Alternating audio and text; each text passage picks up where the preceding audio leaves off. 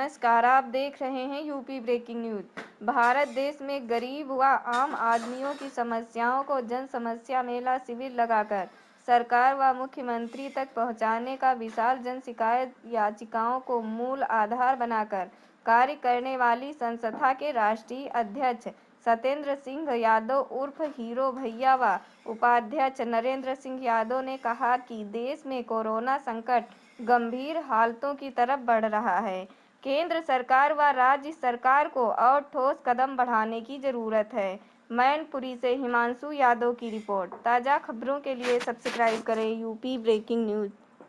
इसे आप कुछ कहना चाहेंगे? जी बिल्कुल, मैं कहना चाहूँगा कि आज जो मज़दूरों की किल्लत है उनके घर पहुँचने के लिए देश में काफ़ी टाइम से लोग पैदल चल रहे हैं, मर रहे हैं। सरकार ने 15 ट्रेन चलाई, फिर कल हमारा एक अखबार में छपी थी खबर, हमने कहा था कि ये ट्रेनें कम हैं, बढ़ाई आनी चाहिए। आज सरकार ने 60 ट्रेनें की हैं और मैं ये कहना चाहूँगा ये 60 ट्रेन भी कम है। जहाँ हज़ारों की संख्या में देश में ट्रेनें चल रही हैं, करोड़ों की तादाद में जनसंख्या है और लगभग 1.25 महीने से लोग उसमें फंसे हुए हैं, अपने घर जाने के लिए परेशान हैं। तो मैं सरकार से अपील करना चाहूँगा कि ट्रेन्स और बढ़ाई जाएं। दूसरी चीज़ ये है, स्टॉपेज बहुत दूर दूर किए गए हैं, स्टॉपेज ज़्यादा किए जाएं। दिल्ली का आदमी अगर लखनऊ छोड़ दिया जाएगा और लखनऊ का आदमी दिल्ली छोड़ दिया जाएगा तो फिर वहाँ से वो अपने घर कैसे जाएगा? बस सेवा बहाल की जाए, ये कहना चाहूँगा। हम ये कहना चाहते हैं, सरकार कह रही है बस सेवा चालू है, काफ़ी बसें, हमने अभी रोड पे देखा काफ़ी यात्रीगण मजदूर लोग भूख से तड़प रहे हैं, प्यासे लोग चल रहे हैं, इसके बारे में क्या कहना चाहेंगे? हम यही कहना चाहेंगे कि जो भी सरकार सुविधाएं अभी शुरू की हैं वो ऊँट के मुंह में जीरा जैसी बात है, क्योंकि इतनी बड़ी तादाद में लोग हैं देश में, तो बहुत छोटी छोटी सुविधाएं हैं, उनसे सब कुछ नहीं हो रहा है। तो ये बड़े तादाद पे करने की ज़रूरत है। उसमें सोशल डिस्टेंसिंग भी मेंटेन होगी। अगर सुविधाएं कम होंगी, लोग ज़्यादा होंगे तो सोशल डिस्टेंसिंग भी मेंटेन नहीं हो पाएगी। तो जो हमारा टारगेट है कोरोना से बचने के लिए, उसमें भी हम असफल होंगे। लिहाजा हमारा ये कहना है सरकार से कि आप सुविधाएं बढ़ाएं, सोशल डिस्टेंसिंग को मेंटेन करें। एक चीज़ और कहना चाहेंगे आपके इस चैनल के माध्यम से कि जो देश में कोरोना टेस्टिंग की व्यवस्था है प्रति 10 लाख वो बहुत कम है, इसको बढ़ाया जाना चाहिए। क्योंकि जितना टेस्टिंग में देरी होगी मरीजों की संख्या उतनी बढ़ेगी और जितने मरीज बढ़ेंगे इसलिए उतना ही देश के लिए, देश की जनता के लिए खतरा है, मुश्किल है। कहना चाहेंगे हम सरकार से ये। और ये मैं जानना चाहता हूँ आपसे, आरोग्य सेतु ऐप चलाया है जो सरकार ने ग्रामीण क्षेत्रों में, ये कहते हैं आरोग्य सेतु महत्व क्या है, इससे कैसी टेस्टिंग होगी कोरोना से? नहीं, उससे लोग जागरूक होते हैं और जागरूक होंगे, सरकार से इन्फॉर्मेशन देंगे, जांच में सहयोग मिलेगा। बीमारी क्या है लोग नहीं जानते हैं, उसके बारे में बहुत सारी जानकारी है, तो उसका एक अपना महत्व है।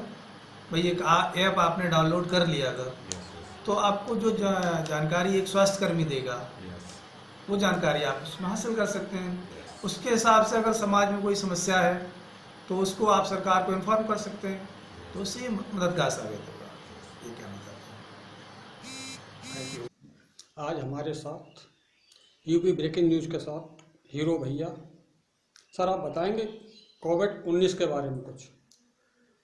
आप सभी लोग जानते हैं और सबसे ज़्यादा मीडिया इस बात की जो है जानकारी रखता है पूरे भारत में। ये एक वैश्विक महामारी है जो पूरी दुनिया में फैली हुई है। भारत चूँकि देश में इस वक्त जो है भारत में इतनी जनसंख्या है, जनसंख्या के आधार पर सरकार के पास आवश्यक जो चाहिए सरकार को वो व्यवस्थित नहीं हो पा रही है सामग्री।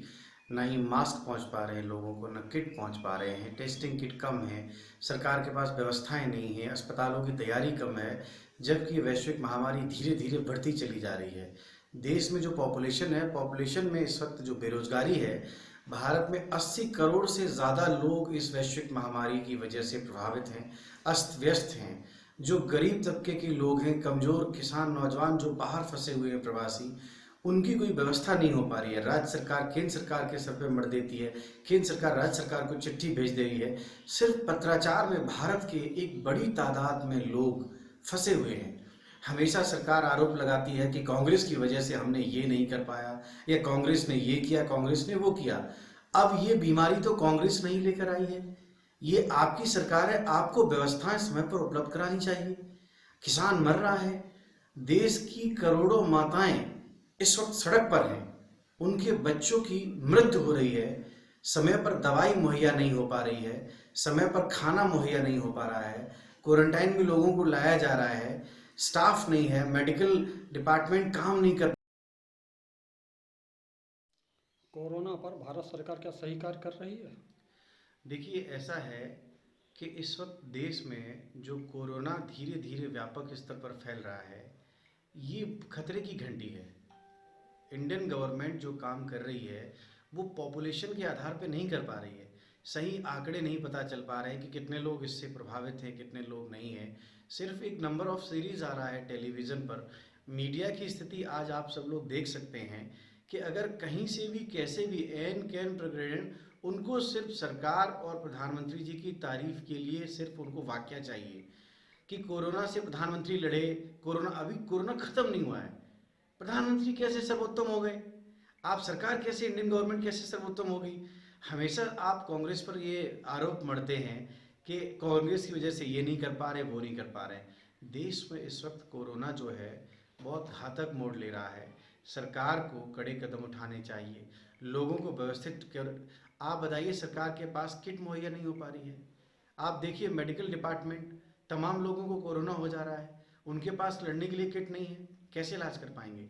सरकार, इस वक्त देश में करोड़ों लोग सड़क पर हैं, सरकार के पास सारी व्यवस्थाएं होने के बावजूद भी राज्य सरकार या केंद्र सरकार के ऊपर छोड़ दे रही है।